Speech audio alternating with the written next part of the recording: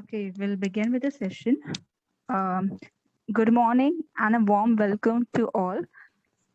I'm Ms. Karishma Vilas Savadikar on behalf of Department of Microbiology and Biotechnology of Patkar Vardhe College.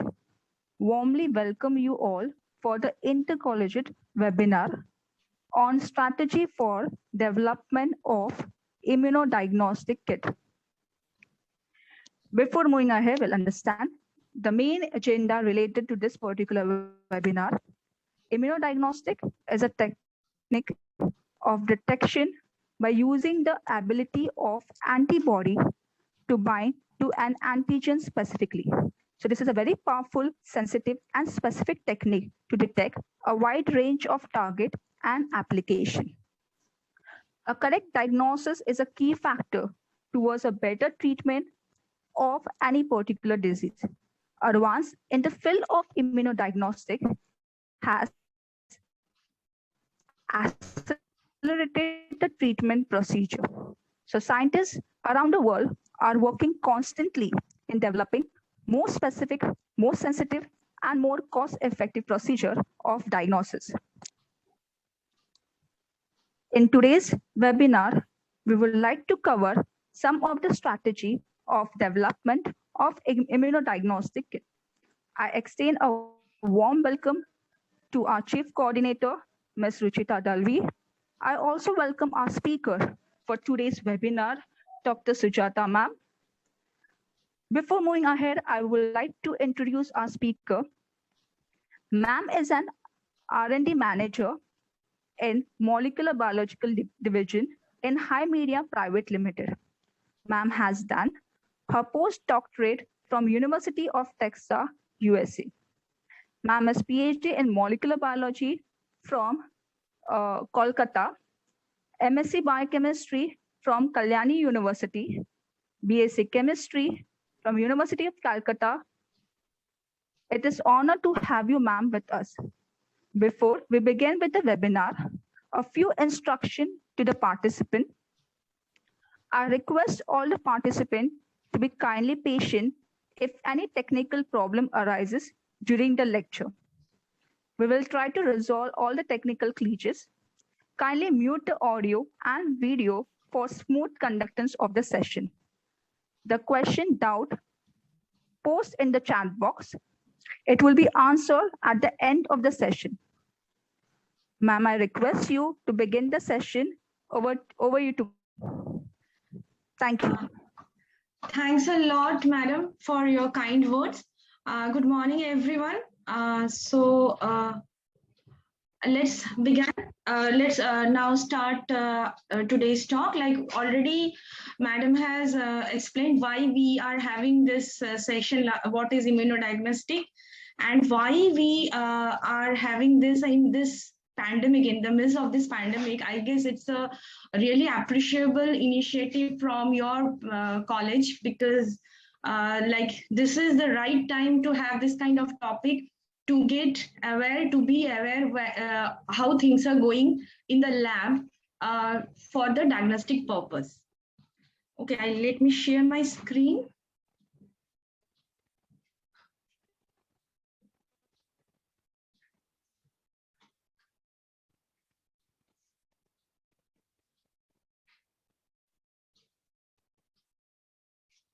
So everyone can see my screen? Yes, ma'am. Okay, fine. So let's go ahead. So why we are having this immunodiagnosis? What is actually why the diagnostic things come into account?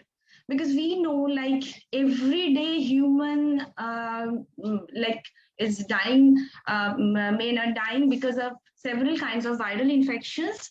So let's focus. Let's see HIV, hepatitis, avian, like in 1997, those were the words like endemic.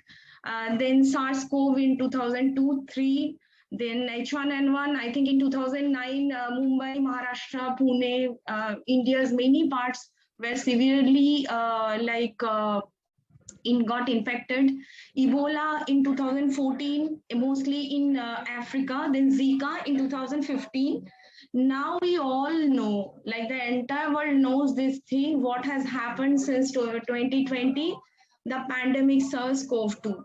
So which actually every other day people are just getting infected, huge amount of people are dying, because many times it is because the infection is not getting detected at the right time. So if you don't know that you got the infection, you don't know you cannot give the treatment to the infected person. So right now, this scenario, for COVID-19, basically PCR is going on, real-time PCR, where RNA. We all know now that that coronavirus is a RNA virus. It has a target gene of ORF1 and RDRP, and you have to have internal control, which is RNSP. It is more specific, more sensitive. We all know that RT-PCR is more sensitive, more specific. But the last point, that it is time consuming, and another thing, because you have to extract the RNA and then you have to do the PCR, it is time consuming and overall it is expensive. So another thing which is not going around in India right now, that LAMP-based assays. I'm not going into detail right now, but that is another thing which is like, I think in some couple of labs in Kerala or in Tamil Nadu, they are doing it. Now the serological testing is going around in India. It is like you are identifying the antigen as well as the antibody. Whenever you are taking this the terminology of immuno word, then it is the interaction between antigen antibody. So either you are detecting the antigen, meaning these are the viral protein, S protein, N protein, and confirms the current infection. So here I think in many like this we have in India, keeping it as a screening test. Like if you see that people are arriving in the railway station or in the crowded place market, so the swab samples are being collected and it is being tested for the checking of the antigen. Obviously, this is not that sensitive, but at least give you a mere idea that whether a person, if the person turns out to be positive and doesn't have the turns out to be negative and has that person has a symptom, then they should go for this PCR test. Another thing is identification of antibody. Whenever a foreign pathogen, foreign protein is going inside the body, so the body has a reaction to that. So there the antibody is raised, and it is like IgM. I will come into the detailed technicality of IgG, IgM. So IgM actually 3 to 5 days post onset, meaning it comes quickly, and it comes late, but it stays there for quite long time. So that's what you can see every other day in the newspaper. They say ICMR has got some sero study from this state, that state, 50% people are positive for COVID, meaning they don't know. Those are the asymptomatic people. I think now everyone knows what is symptomatic, what is asymptomatic. So the person has got the infection, that person's immunity or the antibody raised in the body, it kills the viral pathogen and the person is fine, doesn't have any external symptom, but the IgG which got developed because of that viral pathogen, it is there and you can detect that. So the main thing is a correct diagnosis. So it is like if you detect the infection at the right time, you can give the right treatment, and definitely the person every day till today we are out of the second wave. I think we are nearing to the third wave as per the newspaper and the newses are going around. So every day still more than 500 people are dying just because of COVID-19. So we can do better. So recent advances in the field of immunodiagnostics have accelerated the treatment procedure, and scientists around the world are working constantly in developing more specific, more sensitive, and more cost-effective procedures of diagnosis. These things actually already ma'am covered when she was giving the introduction, because this specificity and sensitivity is the the key word these days. Like because many people, like during their informal chatting, during their household talking, so So they just come around that that person came out to be negative, but still that person got infections, how that things are. So these are the like everyday word, and every day we can realize like within our this informal talking over the phone or over which is going around, that like we have to go for a more sensitive, so that it is not so sensitive or like it is not so specific. So that is the key thing, to have a specific, sensitive, and cost effective. We are not that a very rich country, so we it should be a affordable treatment.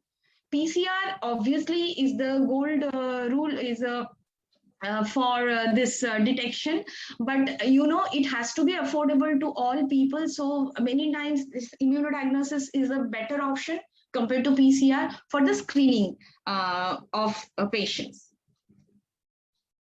So here in immunodiagnostics, the main thing depends upon there are two words, antigen and antibody, and based upon their binding with a variety of detection methods for immune complex. So that the complex which is forming between the antigen and antibody. So that is the key thing in this diagnosis.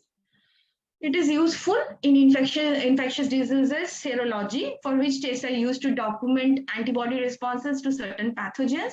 The choice of PCR versus serologic testing for an antigen or antibody depends on the stage of the disease, whether an organism is expected to be present in the sample evaluated, and whether antimicrobials have been used. So like these days, I think like if you go back to whatever cases you are having in your like family, friends, neighbors, like we know, like we are in the pandemic, everyone is like most of us are getting exposed to this pathogen. So sometimes we came this thing that the antibody test, the antigen test came negative, and then when we did the PCR, it came positive. So PCR is more sensitive sometimes, like when exactly you were taking the sample. Let's say I got exposed to a COVID positive patient, but I'm doing the test within that, like I am not waiting for 2 to 3 days. Okay, I'm just doing that. So that much of population of virus is not in my body. So that much of antigen is not developed in my body, not produced in my body. So that time if I do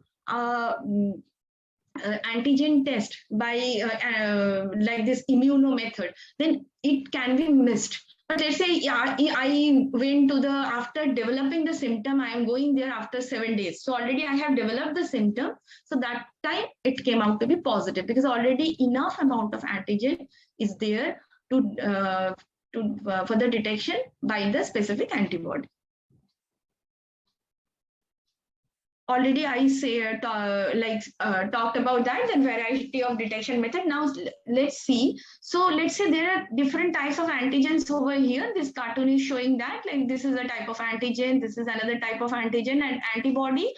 Like whatever is being raised, this is within the cell, within the human cell or any living cell. Whenever the antigen is coming, these specific antibody related to this antigen, just to kill the antigen. Everyone wants to live. So the thing is, whatever the living system, they want to survive. So whenever some foreign enemy is attacking, the living cell is developing obviously immune system, that is called the immune system, to kick out that antigen, the foreign antigen. So this antigen antibody interaction are non-covalent, like lock and key fit. As you know, that enzyme and substrate, a specific enzyme has a specific substrate, as exactly like that a specific antigen has a specific antibody. So this is like a lock and key. The particular key will only open that particular lock. The exact and specific interaction has led to many immunological assays, which can be used to detect either the antigen or the antibody. Both of them are protein. So how you will be developing your kit, which you want to target, that completely upon the end user or the researcher. It diagnoses the disease, identify molecules of biological and medical interest. So antibodies are called immunoglobulins, which are proteins produced by plasma cells and secreted into body fluids in response to antigen exposure. So a typical antibody will have a light chain. This is a light chain and heavy chain.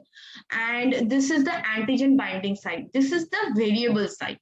And this is the constant side. This FAB domain is the variable one, and this is the constant domain, this HC domain.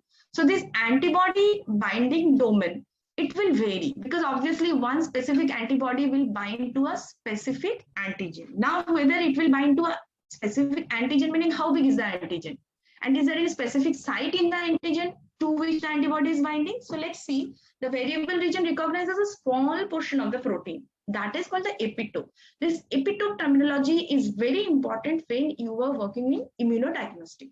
So this epitope is what? It is a between 5 to 8 amino acid long.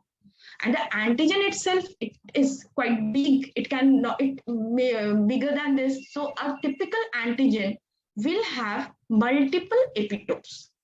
A typical antigen will have multiple epitopes, and let's say A, B, C, D epitope. So A epitope specifically bind to a particular A antibody. C will bind to a particular C antibody. The antibody specific to C epitope can never bind to the A epitope. Now this constant region of the heavy chain that determines the antibody's isotype. There are 5 types of IgG. Ig, immunoglobulin, G, A, M, E, D. So E is for allergen. When you are exposed to some allergic, that Ig level goes up. So if some person has a very high level of IgE, that means that person is allergic to something, some food material, some environmental material. So IgM is the one which is expressed first, then IgG expresses later but stays for a long time. So this is in the context of the immune system, each isotype is expressed at different times of the immune response and initiates different immune cascades. So let's see, like the way I said, IgE, IgD functions not that known, it is present in secretions. Now focus on this IgG and IgM. So these two are the key factors right now, which we will be focusing for our while developing this immunodiagnostic kits. So like when the antigen is attacking the human body, so the human immune response, the immunity is yes. So the immunity will react to that attack, and the response will come. It is like an enemy is attacking, and obviously when an enemy is attacking, we will not just sitting at home. We will, whatever weapons we are having, we will just go and try to fight with the enemy. It's exactly the same thing. So the primary, so there are these two word is very important. One is called the primary antibody response. Second, and the second one is a secondary antibody response. In primary antibody response, the first exposure to antigen, and then IgM, I told you IgM appears first. It appears first within the 3 to 5 days period, increased and then drops over a few weeks and months. It just goes off. And IgG detectable comes after 1 to 2 weeks. It increased and then decreases over a period of time. You see, and the secondary antibody response is antibody production increases rapidly. So now let's see if this is let's first see the primary response. So IgM, these are in the weeks after the antigen incubation, antigen infection. Sorry. So let's see, the IgM is coming and then it is just falling off. Okay. IgG is coming late and then it is staying for some time. So if you see, like if you check for IgM at this period, you won't get any IgM positive for this particular antigen antibody reaction. And if you check IgG in this area, you may miss the IgG. So based upon that, which you are you will be detecting, you have to take that strategy and have to have the kit like that. Now in secondary response, it is like the body, meaning it is a second time infection. So body already has seen this enemy. So if we know that, okay, this enemy behaves like this, so it is like a known thing for the body, for the immune response. So then IgM is actually expressed quite faster. It is like, when you have some known thing and it will be faster for you to react. When you encounter it for the first time, you need some time. It is the same thing. The immune response also is the same thing. So IgM comes quite faster, and then look, IgG is coming later on, but it is staying for quite some time. Here it is just coming and not staying for a long time. In the secondary response, it is just staying for quite long time. So even if you do the test, you can get some IgG, where in this case, it is just, you may miss it because the level is so low. So techniques which we usually are doing for the immunodiagnostic, like when we are doing this kit. So these antibodies which we use for diagnostic purpose, this whatever we were saying, it is within the living cell. This IgG, the living cell is producing. The IgM, the living cell is producing. But based upon this information, when we will be developing the kit, so that antibody, that IgG, we have to figure out like how much concentration at what day, those things we have to keep in mind. So what? First, high affinity and specificity for their antigen. If an antibody is not so specific, it can bind to any ABC antigen, then it is obviously become very difficult. It will be very non-specific. So let's say if A antibody binds to A antigen, it has to be very specific to that, and it has to be high, the binding has to be like, it is like with a high affinity. If the affinity is low, then that complex formation time will take a long time. It will be delayed, and the diagnosis can be missed. Good binding behavior when coupled to surfaces, and the stability. Stability is very important. Antibodies with such features must be raised and tested before they can be used reliably in an assay. So first, while developing a diagnostic kit, you have to first see, obviously, to which antigen you are going to use the antibody kit. And then when you fixed out, okay, fine, this, I will target the S protein, the spike protein of the COVID-19. So then I have to figure out what are the antibodies I will focus on.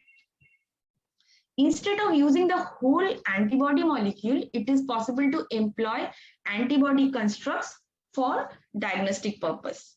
You don't have to have the whole antibody. You can have the like antibody constructs which you can tailor-made. You can ask and you can develop. You can generate it at your lab. So the affinity, what I said, so the strength of a single antigen antibody, this is the antigen, this is the antibody. Each IgG antigen binding site has high affinity for its target. It's a high affinity. So it is binding the antibody from both the sides, it is binding over there. So this is the affinity. So some word you will come across is cross reactivity.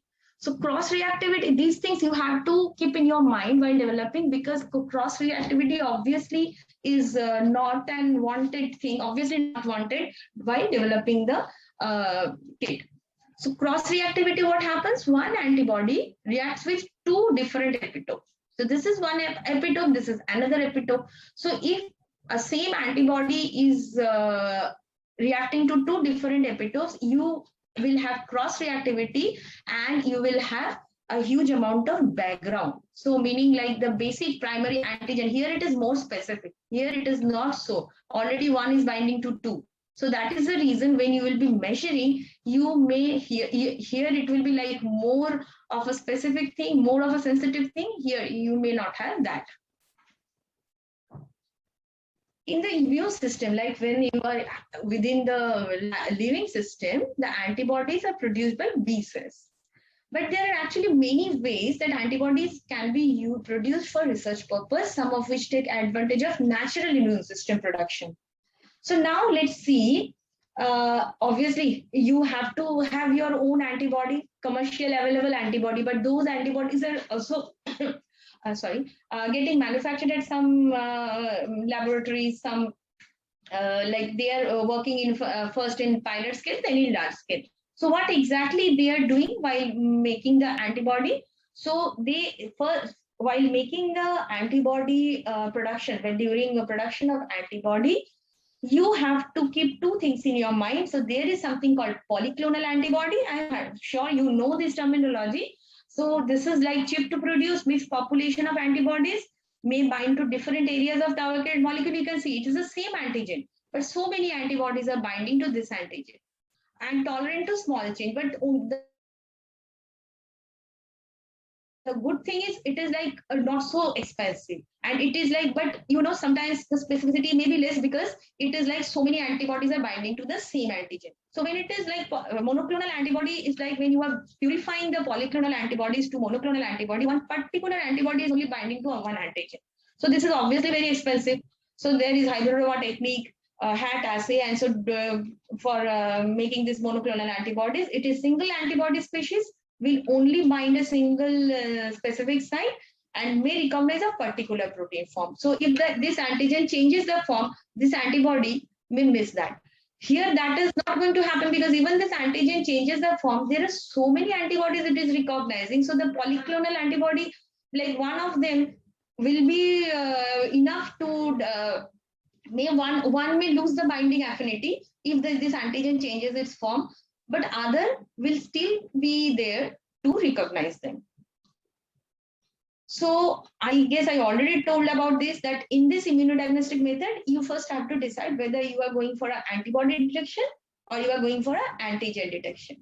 For both antigen and antibody assays detection methods, such as fluorescence, color link, enzyme reaction, and radioisotope labeling, where it is radioactive, it can be used to detect, because this antigen antibody complex is forming with some sensitivity. So we need a detection method, like how much of this complex is forming. So there are several detection methods. It's not that right away we are having any detection in this it just developed now. It is like a quite classical things are there in serology, and then like for this antigen antibody in this immunodiagnostic era, many methods with like this high like with high sensitivity like fluorescence, then radioisotope, these are emerging. So at present, you see there are several viral infection in clinical sample. Earlier days, this serological, this immunodiffusion, earlier used to, those were a method to detect antigen antibody detection. Then agglutination, like latex agglutination, heme agglutination, those were like serological tests to detect some pathogen. Then Western blotting. Earlier, when HIV first started, like detection method started, then it was first the Western blotting, like the antibody.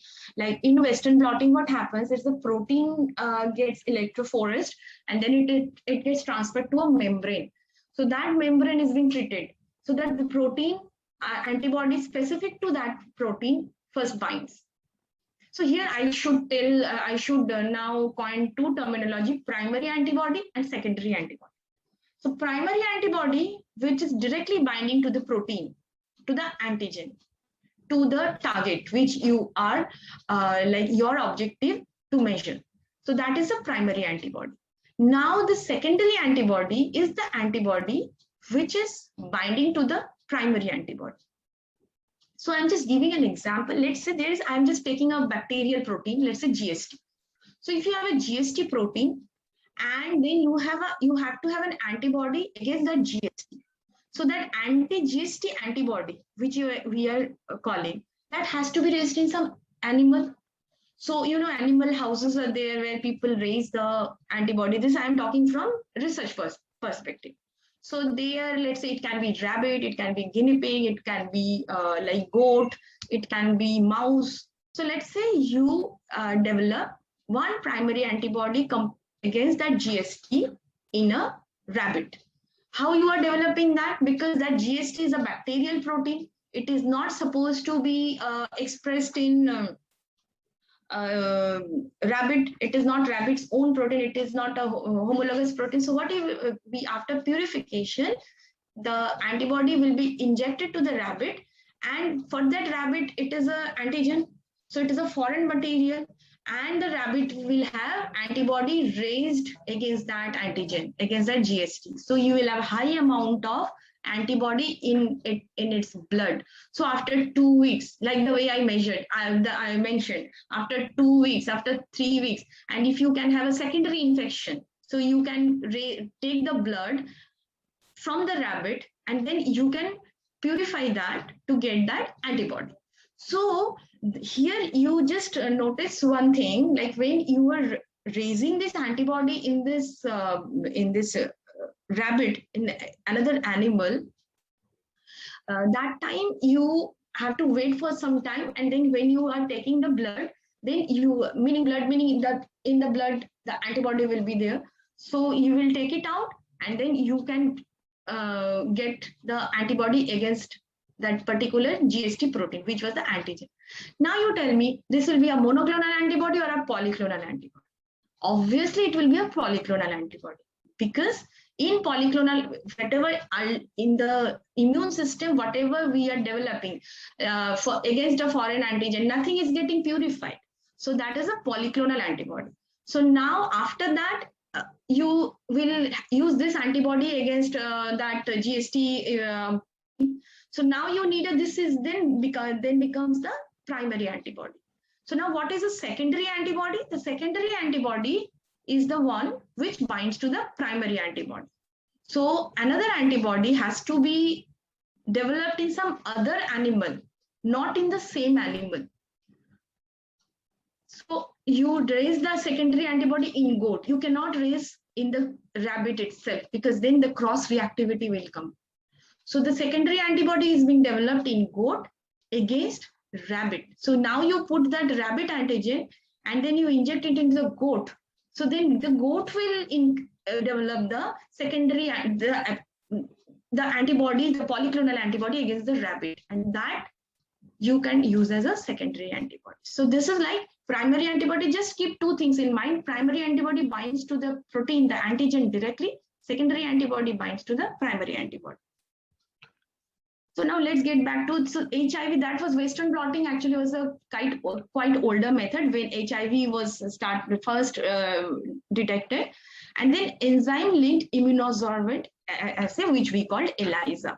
So now HIV, HBsAg, meaning hepatitis antigen, and now COVID-19, we are getting detected by ELISA. Immunofluorescence assay is there where you need the fluorescence. So here some in ELISA or Western blotting, you can have color development, you can have fluorescence development. In immunofluorescence assay, it is only fluorescence, where like influenza A and B, it can be detected. So in immunodiagnostic assays, we have earlier what I said, that precipitation. So antigen, there are different types of experiments: precipitation, agglutination, and Lebel's link. Lebel's link, I will come there. Like what is that? That Lebel's link means what? So precipitation, this is the classical method. Like right now, it is not being used for diagnostic that way, but everyone should know the principle. Like precipitation reaction can be done in solution. Why I'm saying not used? Because here in precipitation, in slide and tube, in tube like Vidal tests are going around like in many labs for detection of salmonella, and that is in this only, that in tube it is like quantitative, and in slide it is qualitative. Yes or no, and if you want to know how much, so that is like, these are the good example of Vidal. Vidal can have a slide test as well as tube test. Then precipitation in gels, it is the antigen antibody when precipitates. So when precipitates, when antigen and antibody, they react together with that optimum concentration when their binding is happening, and there they precipitate and makes a that is called precipitating. So these are earlier used to get through diffusion, like double diffusion, Octelloni double diffusion. I'm sure you all know about this ODD. Octelloni double diffusion is single diffusion is a radial diffusion, where you are having an antigen and antibody in a agarose in a solid matrix, and it is just actually getting diffused, and whenever the particular concentration of antigen and antibody, it is matching meaning what? They are reacting, meaning it is the final coupling reaction has happened. So that time it forms precipitates. The same thing, that antigen antibody movement and then formation of precipitation, you can do by electrophoresis also. In gel, you put the different concentrations of antigen, and then in the gel you put antibody, and then you do the electrophoresis. So at that point, as per the concentration, you can see the peaks in rocket immunoelectrophoresis. So these are the basic methods. which used to be which was used in earlier days. And in labeling assay, which are the more specific or more sensitive experiments these days. So Western blotting, I already told earlier, people were doing Western blotting. Still, I guess many places Western blotting, HIV for basal detection, people are doing. Radio immunoassay, this is actually where you are labeling the antibody, secondary antibody or primary antibody as per the experiment by some radioactive material. So this is it has many limitations because you need to have radioactivity, that permission, that license at your place. So most in India, we have, not only in India, in the entire world, when you are working with radioactivity, it has you have to get permission, you have to get license. So many times it may not be possible. So people are opting for ELISA, where it is enzyme linked. Then we have chemiluminescent immunoassay, CLIA. So now in this COVID-19, this CLIA test, everyone is it is now has now become a household word. This CLIA, we have done CLIA and we got this result. So this is like a immunoassay with a chemiluminescent, and it is detected by some instrument, which is the fluorometer. So lateral flow assay is like the point of care. So here I actually missed one important thing. So while you are developing an immunodiagnostic, first you have to decide whether you are going for a point of care test or a laboratory. In the station, in the crowded area, when you are collecting and you are doing a point of care test, that is the antigen, that is a rapid test, isn't it? We call it rapid test. Now you can do it at home also, like the company is coming. So that is the lateral, based upon lateral flow assay, but that is actually doesn't take any lab activity. So it is like the based upon a membrane and a conjugate pad, and you have already designed the lines, meaning it will come as a line as a positive. So it is like many times it is gold conjugated. So if it is positive, then the along with control should always be positive over there. Positive control, negative control should be negative, and the test should come. If the test is coming positive, then it is positive sample. If the test is not coming, it is a negative sample. So while doing any experiments, it's not only about immunodiagnostic. Control is very important because as a R&D person, I can tell you, whoever, obviously you people are doing experiments every day. So in each and every experiment, control is so important. Like the positive control has to be positive and negative control is negative. After that, you will check that what the test result is. If the test result is coming and negative is also coming, you have to discard that result. If the test result is coming, positive is not coming, that also you have to discard the result. Okay, so these things are very important. And fluorescent immunoassay, like earlier also I said, there it is like a fluorescent tag. So primary antibody and secondary antibody will bind and they will emit some fluorescence, and you will check the fluorescence. So today actually I will, because obviously it is not possible to cover everything in detail. Today I will focus only on ELISA. Okay. So there are different formats of, because I just gave a brief idea for you people to know. So I will focus only on ELISA. Different forms of ELISA are there based upon the specificity, sensitivity, simplicity, and speed. We cannot design an experiment which will be very complicated because it also actually makes things, the lab technician if gets irritated every day that, oh my god, so such a complicated reaction, I have to do so many things. So it is also not a very desirable scenario. So let's say for ELISA, we have different, like usually that there are different formats of ELISA. Direct ELISA. So what is happening in direct ELISA? This is the antigen which is binding to the solid surface. So this is the solid surface, meaning the plate, the ELISA plate, 96-well plate.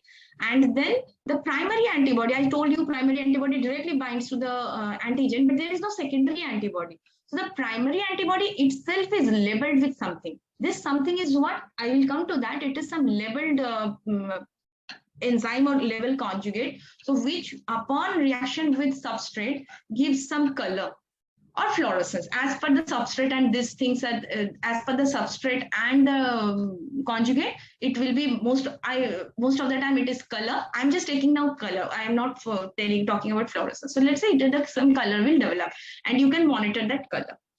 So it is analyzing immune response, like after the COVID-19 let's say the coronavirus is in your body and you are emerging that antigen, so that ACE antigen is there and your antibody is against that ACE antibody directly conjugated with some conjugate, and you are measuring. Fewer steps, obviously there is no secondary antibody, but it is very high background and low sensitivity, because the primary antibody sensitivity is less because you are missing. So only if the primary antibody doesn't bind over here, obviously washing, blocking, all these things step, so then you may miss many proper binding. So that is why it is low sensitivity.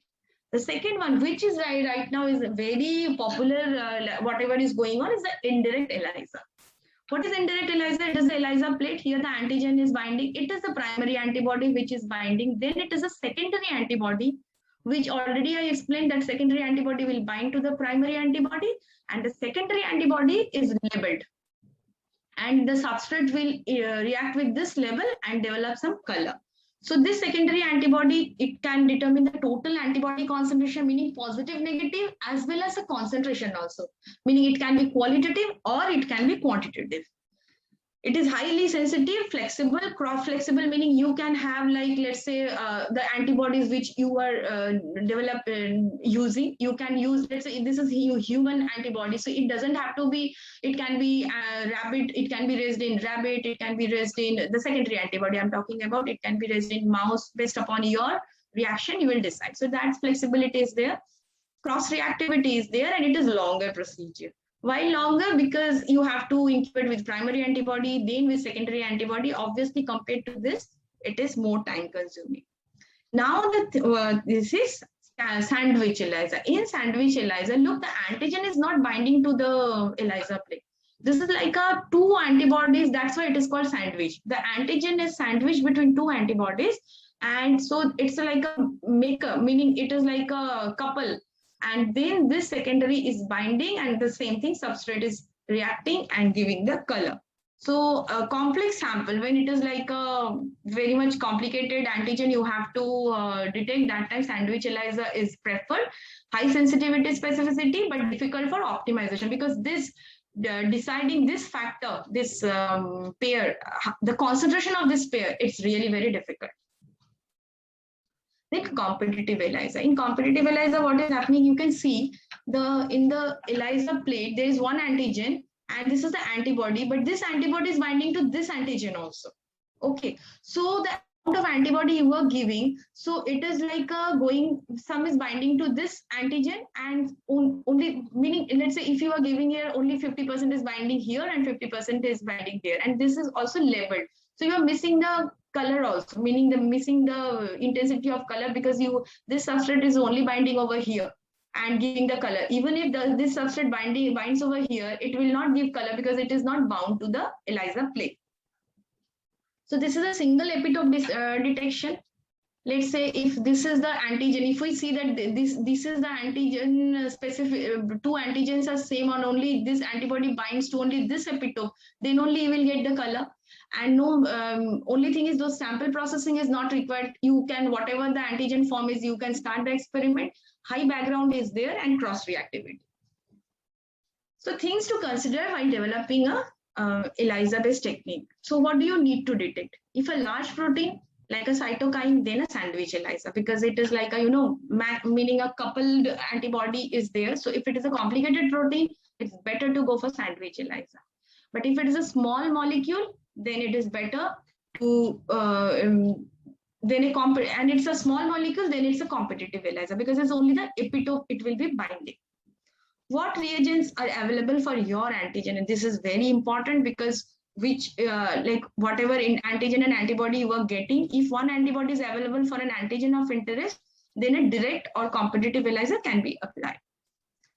So now it's up to you whether you are measuring an immunological response, like upon COVID-19 infection, you want to see whether the IgG is there or not, or you want to see how much IgG is being developed. So for that, then a sandwich or competitive ELISA can be utilized. However, if you need to measure an immunological response, then a direct or indirect ELISA is more suitable for your needs. So that's why I just said direct ELISA actually mostly are getting used these days. So now what are the factors? So these you have to consider, like what antigen, what antibody. Then you are coming to this, because ELISA, that 96 well plates, it like what coating is there. So the ELISA plate coating strategy is very important. Antigen antibody, that like a pair, what antigen, what antibody, which primary antigen, which secondary primary antibody, secondary which label. So that is very important. Blocker is very important, like with which you will be blocking, what is the percentage. Usually BSA people use, because it is like blocking is like to cover the to mask up the non-specific proteins, otherwise it will give a high background. So selecting the blocking solution is very important. And the conjugate strategy, conjugate meaning which is binding to the secondary antibody most of the time, and sometimes when you are using only one antibody, that is binding to the primary antibody. So like different types of ELISA plates are there: polystyrene, polyvinyl, modified plates, some having hydrophobic reaction, some having hydrophilic reaction. Binding capacity, you have to check the binding capacity as per your experiment, antigen or capture antibody. It is worth trying several times with low, medium and high, because this is the optimization you have to do. The molecule used for coating the plate should be titrated properly to determine the base concentration. So like the first step, which plate you will be using, what coating antibody will be using, what coating buffer, what is the concentration of the antibody. Now antigen antibody is the purity and stability is the key, they are the key parameters. High antigen purity can enhance the capability of capturing antibodies, so that increases the sensitivity of the assay. If the binding is proper, if the antibody captured is proper, then only the sensitivity will be increased. So there are two words, they call it capture antibody and detection antibody. So if these two antibodies, capture meaning the antibody which is capturing the antigen, capture and detection antibodies must recognize two different non-overlapping epitope. If they recognize the same epitope, then it is becoming very difficult, you will lose the signal. So when the antigen binds to the capture antibody, the epitope recognized by the detection antibody must not be then altered, because then it is open for them to know. Capture and detection antibodies that do not interfere with one another and can bind simultaneously are called matched antibody pair. That is why they are calling the matched antibody pair. So sandwich ELISA, you need a matched antibody pair, because one antibody is binding to the plate, then the antigen is binding to that antibody. The second antibody, although it is primary antibody, it is binding to the antigen, the same antigen. So antigen's one epitope is bound to the ELISA plate, the other epitope is bound to the other primary antibody, which is becoming the detection antibody. So I was just telling that this antigen, this antibody, you have to do the concentration check, you have to know the exact amount of concentration. So for getting the exact amount of concentration while developing the immunodiagnostic kit, this is a checkerboard titration which you have to do. So while doing the checkerboard titration, it is the antibody, it is in these 12 columns, you have to do a serial dilution. And here you have to do the antigen which you want to detect in serial dilution. So these dilutions, the best fit, which is giving you the best fit, like look, see here, if you see this is 1:4, this is 1:4. So if we do like this, here the best fit is coming. So in that way, we can figure out, by running each well with a different ratio of sample to antibody, you can find not only the optimal concentration, but the optimal ratio of concentrations. So when you were doing this, you can figure out that, okay, this is my optimal concentration where I can see the good amount of binding, but I don't have to, then I can reduce the background also, I can reduce my raw materials also, I can reduce the cost also. If 1:2 is giving the same result as 1:4, then you can obviously go for 1:4, because then you will need less amount of antibody. So you can save more money. It's like that. Now conjugate strategy, like there are two types of conjugate mostly used. One is horseradish peroxidase, HRP. It can be visualized by chromogenic reaction like TMB or chemiluminescence. In TMB, it will form a color, and that color you can measure it in the ELISA reader at some particular wavelength. And another one is alkaline phosphatase, which is a hydrolase enzyme, and its signal is often measured through its colorimetric substrate, which is called PNNP. So now these are the tagged which was with the secondary antibody or the primary antibody. These two enzymes like peroxidase and phosphatase. So now these enzymes need a substrate. So these are the conjugate strategy, meaning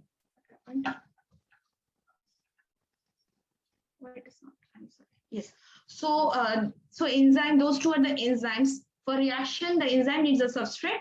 So those are called the chromogen. The intensity of signal produced when the substrate is added will be directly proportional to the amount of antigen. Because the antigen, then it is bound to the antibody, then the color reaction will happen. So as many as binding things happen, you will get more of the color. So these are the two enzymes, and these are the substrate. Hydrogen peroxide and PNNP. The dye is TMB. So you will have a yellow. After, if it is stopped, you have to stop the reaction. Before stopping, it will be blue. After stopping, it will be yellow. You will check at 450 nanometer. ABTS is another dye. You will check at 414 nanometer. In PNNP, you will check at 405 nanometer. Here you have to stop. Here you don't have to, because this is not so stable. Meaning if you don't stop it, the color changes. So it will give you a erroneous result. Here you don't have to. It remains. So you can check. You don't have to meaning do a stop thing, because unstopped and stopped, they both are giving the same color. So it is in the same wavelength. So qualitative ELISA and there is quantitative ELISA. In qualitative ELISA, you are just saying positive, negative, and you have to determine the cutoff, like between a positive and negative. So that the analyst, meaning the person who is developing, that person has to determine. So let's say this is the like in qualitative ELISA, you have the OD value of a positive control. Obviously, in the kit, you will give a positive control, you will give a negative control. So this PN ratio is the average OD value. This test is considered to be valid if PN ratio of positive control is greater than 1.5. So this has to be determined by the analyst, the researcher who is developing the kit, how much it will be. I'm just giving a case study. And cutoff calculation will be this average NC, this average negative control plus 0.2. So if there is, if the PN ratio of positive control is not 1.5, then you should not take that test. You should do the retesting. And cutoff calculation is average negative control value plus 0.2. So if someone is having, let's say, average NC is like, now let's say you are checking 2 unknown samples. So if OD value is greater than cutoff value, so this is the cutoff value, then the sample should be considered as positive. And the OD value is less than the cutoff value. So this is this cutoff value, some OD is there. So let's say if average NC plus 0.2 comes out to be, I'm just telling, let's say 0.5, and then you get something 0.8, so that is positive. And if something is coming less than 0.5, 0.2, then you determine that as a negative. This is qualitative. You are not saying how much antibody is there. You are just saying.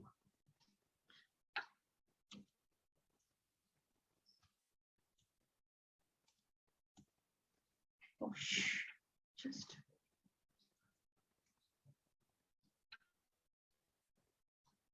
I'm sorry, I'm just having some, your data can be interpreted in. Okay, so now in quantitative ELISA, what is happening? In quantitative ELISA, you have to make a standard curve. What is a standard curve? It is a serial dilution of a known. You have to give a known protein, and you have to give a standard range from like 1:2, like from 100 picogram to 4,000 picogram. This determination you have to do in order to precisely calculate the concentration. So let's say here you will be having an average OD value of the positive as well as the negative, and the cutoff value is like that also is the same over here. And then here you will have a antibody index. Along with that, the cutoff value, you will have a, I'm sorry, you just please don't refer to that, it just came over here. So for quantitative ELISA, you just check this one. So there we measure antibody index value. which is observed sample OD value and then the divided by the cutoff value. So then if it is 0.9, then it is negative. 0.9 to 1.1 equivocal vocal, and then 1 point greater than 1.1 is positive. So these are the samples. Equivocal meaning either you have to do a retesting or you have to do a PCR to make sure that whether it is like what exactly to be done for these things. If you're doing a sero study, you don't have to do a PCR. It is like in the middle range.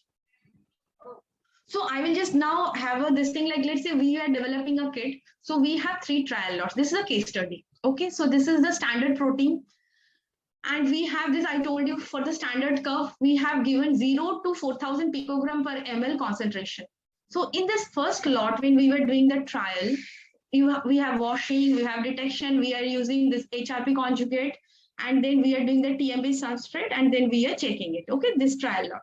Then I will come to the data just to know that let's say here we were not satisfied with something. That's why we went for the second lot. We change the concentration of the detection antibody. We found that we thought that if we increase the concentration and increase the incubation time of the detection, we may get better results.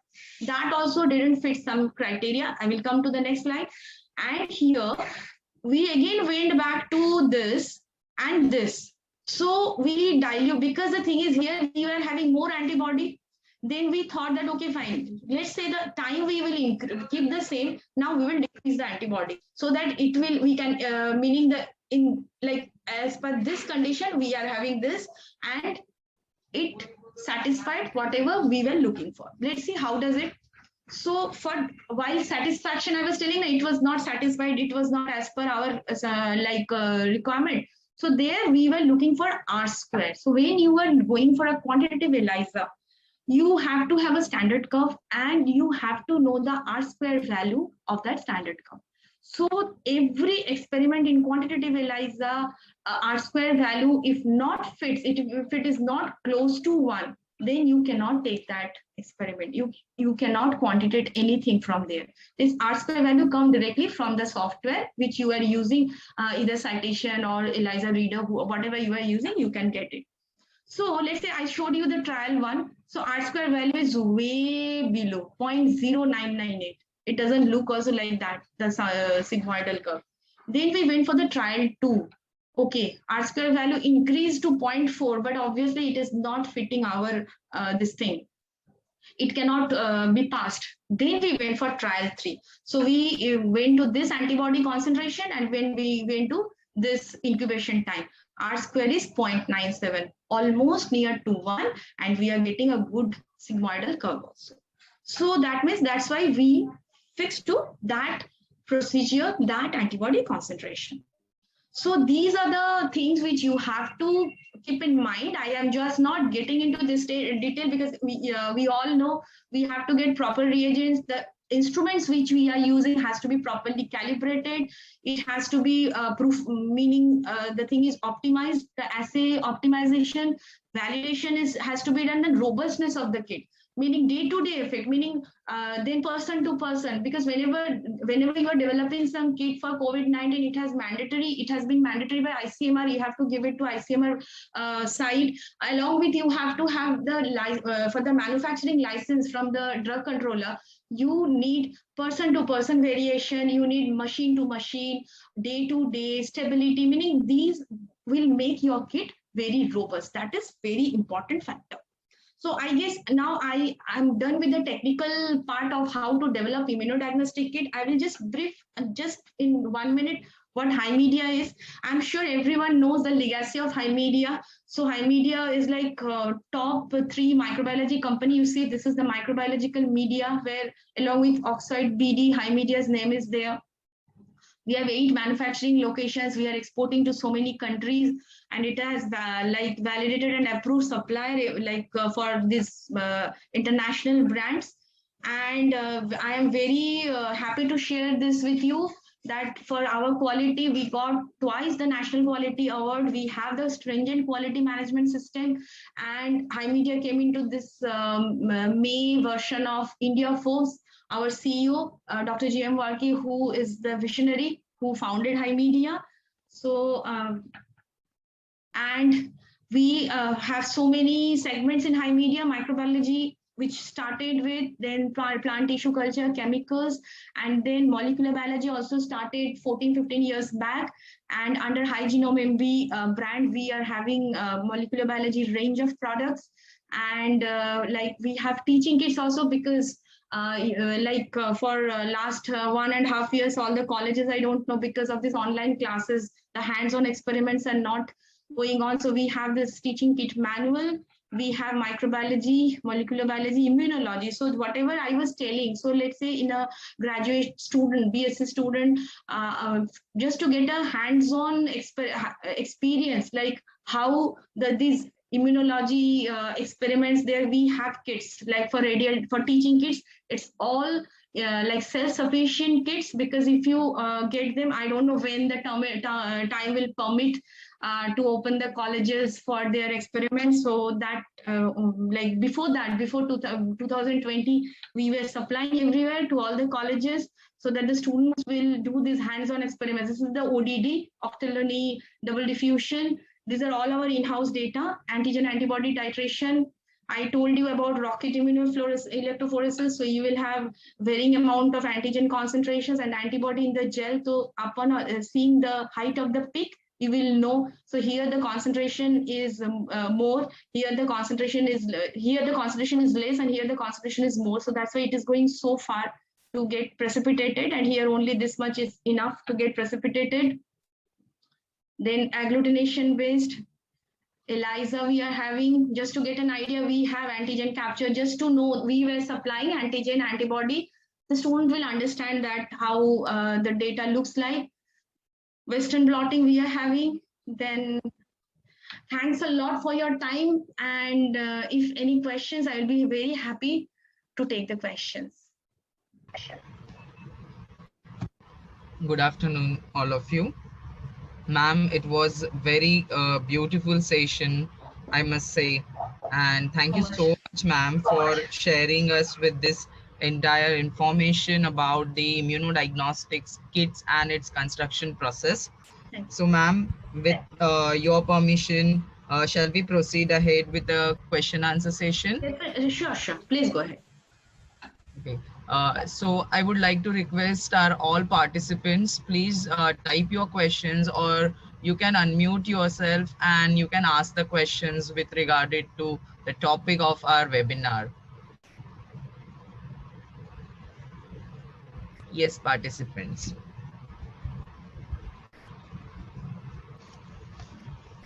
Until the participants will ask one of the questions I received. Okay. That is, my fellow is asking, Madam, what are the recent updates about the immunomodulation approach and immunodiagnostics applications for vaccines and in the biologics? Okay, so a vaccine, in like the vaccine research, I have not yet touched over here, because I just kept it like the diagnostics, like to detect the antigen or antibody. Okay, vaccine is a completely different domain, obviously. Like, let's say I take the example of COVID only. Okay, so this time first, in this vaccine research, if you see, people are taking Covishield, Covaxin, and all these things are coming around, isn't it? So if you see the Covishield thing, it is the spike protein, which is like recombinant in some adenoviral vector. Okay, so the vector is getting pushed into your body. So it is like a completely, like first they have to do it in an animal model, then they have to, different trials of, that is the modulation they have to do. So diagnostics is like more safer model, because in compared to that, because they are having that antigen antibody reaction, they are doing the case studies like as per the positive samples and negative samples, and that is the reason I actually meaning under vaccine is, obviously it's not the immunodiagnostics, because it is like it's in a biopharma thing. Okay, so it is like a molecular biology is there, completely molecular biological aspect is there, because it's a recombinant protein expression. Okay, so in that way, it is like I just because already it took 1 hour, so that's why I just didn't even mention in this talk. So that was a question, if I got the right thing, that regarding vaccine. Yes, ma'am. Ma'am, Yes. another question is there any applications of bioinformatics in the construction of these immunodiagnostic kits? Definitely, it has a concern because whenever we say that this sequence, when I was talking about that 5 to 8 sequences and this thing, so definitely bioinformatics can give you theoretically the model. Like when you are developing, so then which epitope, which antibody will be binding. Let's say that antibody has a particular specificity for some particular region. So bioinformatics can definitely give a clue to a particular which one will it bind, and it has a big application in immunodiagnostics. Is it Okay, ma'am. okay? Yes, ma'am. So I Okay. think there is another one question. In what way we can reduce the cost of these kits in future, ma'am? Okay, so yes, so that I already told you. The thing is, the problem is the checkerboard, meaning the antigen antibody concentration. Actually, the main thing is if we have more sort of a antibody manufacturing facilities at our own locations, meaning let's say in India, we don't have that many antibody producers in India. Okay, so if you have like the same that self-reliant, if you don't have to import things, you will save a lot of money, number one. So if you have more antibody producer, then you have to, like, if you remember when I did those trials thing, so trial 1, trial 2, trial 3, like after that I stopped because my R square value completed. Because if you have to go for the least based concentration, least meaning the concentration which you are using, that should be the least, it should not be the highest one. So whenever you are, that is why the titration, the checkerboard is so important to decrease the cost. Because here right now in COVID, government is very much this thing that you cannot have this much of price. But apart from COVID, we have a number of diseases going around.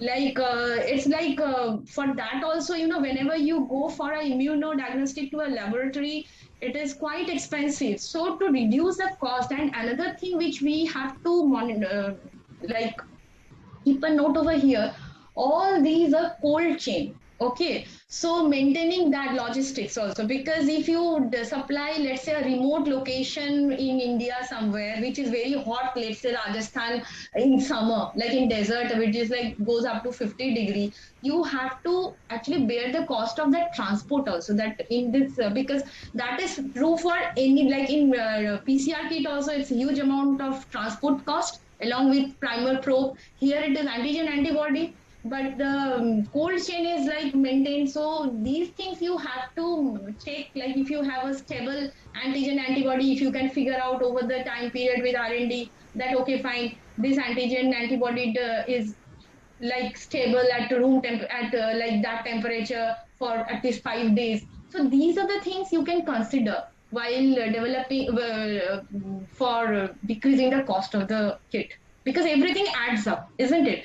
It's not only antigen antibody. ELISA play, so many kit contents are there along with that logistics, because it's a huge thing which always we have to consider. Who are the manufacturer? They have to consider that thing also. Is it okay? Yes, ma'am. Okay, thank Another you so question much. we Yes, please. received, that is, what quality and control measures we need to maintain when developing an immunodiagnostic kits? Okay. So any immunodiagnostic kit, first you know what you are developing the kit against particular which protein, isn't it? Which antigen you want to detect, or you are whether you are checking the antibody of the IG, meaning you just want to see the measure of the IgG or like that. So you have to the lab, the experiment, the I already the lab technician should be well versed with the techniques. The instruments which you are using should be properly calibrated, which includes the pipettes also. If you have seen, I have measured the dilution. The serial dilution is very important, and in in serial dilution, micropipette plays a very important role, because how you are pipetting. If your serial dilution is not okay, so in ELISA, it is like you will not end up with a good product. Okay, so instruments very important. You need a expert. You need expert meaning you need a properly qualified person to do it. You need instruments. You have to, the robustness has to be checked.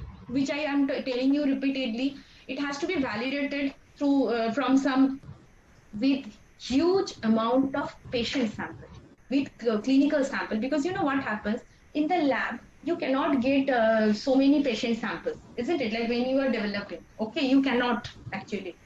So now you have to have a collaboration with some hospital, some medical lab, medical facility, where they will, whatever they are doing it with some, let's say XYZ company's kit is already validated or already they are using. Along with that, they will validate yours.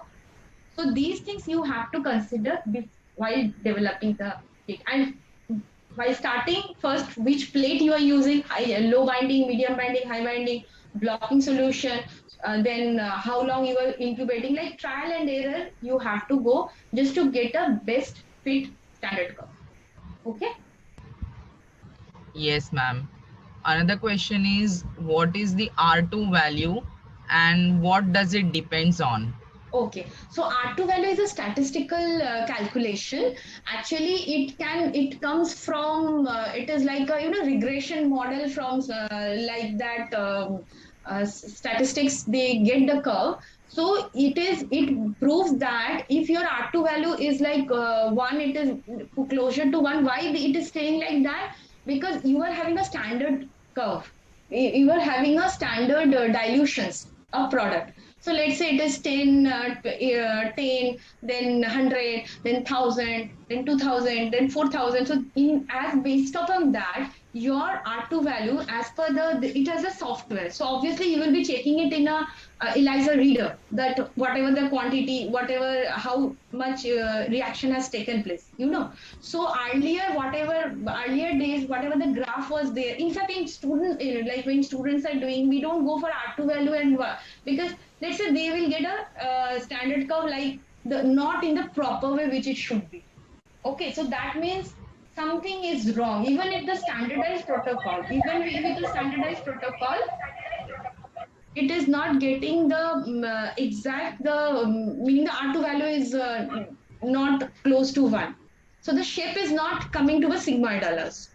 And even if you're, because you need that sigmoidal shape, so it comes from the software actually. So obviously it's a statistical calculation. So if someone wants, I have to check, because I personally got it from the software that this is the R-square value and you need it for that your regression model. Okay. Okay, ma'am. Another small question is there. Sure, Flow sure. cytometry is one of the immunodiagnostic tests. Is it available in our country? Flow cytometry in determining some particular disease. Yes.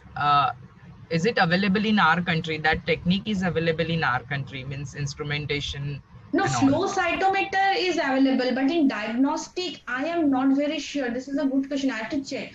Flow cytometry, meaning in research labs, people use for several other purposes, because fluorescence for Yes. yeah, for in cancer study, for checking the population of the cells at particular stage, isn't it? So I think in cancer study they use it. I'm not very sure. I'm not an expert in that, but while during the cancer like treatment for some particular biomarker, when they are, these days for cancer, they are having some biomarker like those treatment. So there, I guess they are using, but I'm sorry, I exactly can't tell you right now, but I'm noting it down. I will check that exactly where it is being used in India right away. Okay. But I think it is used for cancer, mini cancer diagnosis. Okay. Okay. Yes. Thank you, ma'am. Thanks Just for because welcome. of time constraints, we will have to stop here the question answer session. Okay. We'll just convey all the questions to madam afterward and we'll try to get your answers, students. Okay. So thank you so much, ma'am, for answers to our all questions patiently. Now we'll proceed ahead for the vote of thanks. I would like to request Karishma ma'am to propose the vote of thanks. Over to you, Karishma ma'am. Okay, thank you, sir. Thank you, ma'am, for clearing the doubt of all our participants. It was such an informative session over here. Thank you, ma'am. Thank you for it. Before we end the session, the feedback link will be had put in the chat box. So student or all the participants are requested to fill that particular feedback form, okay, which has just now put in the chat box. And as you fill the feedback form, you will get a certificate, okay, with respect to today's webinar. So as we end the session, I would like to thank Dr. Mala Karkar, Chief Education Officer, and Dr. Shrikant Sawant, Principal of Patkar Verde College, for their support to conduct this webinar. I would also like to thank Chief Coordinator, Ms. Ruchita Darve, and Co-Coordinator, Ms. Anupama Tomar and Ms. Neha Kolasko, and my colleagues for constant support to carry out this webinar smoothly. I'll wholeheartedly thank you, our today's speaker, Dr. Sujata ma'am, for enlightening us with the knowledge of development of immunodiagnostic kit, as well as taking out time from her busy schedule to enlighten us with this knowledge of immunodiagnostic. Lastly, and a big thank you for the participant over here. Thank you very much. Thanks a lot for giving this opportunity. And I'm really glad that you all attended. And thanks a lot. And okay, if you have any doubts, any questions, please send us emails at mb for molecular biology at highmedialabs.com. Okay. Yeah, thank you, madam. Thanks. The feedback link has been put up. Participant kindly in the chat box, kindly fill the feedback form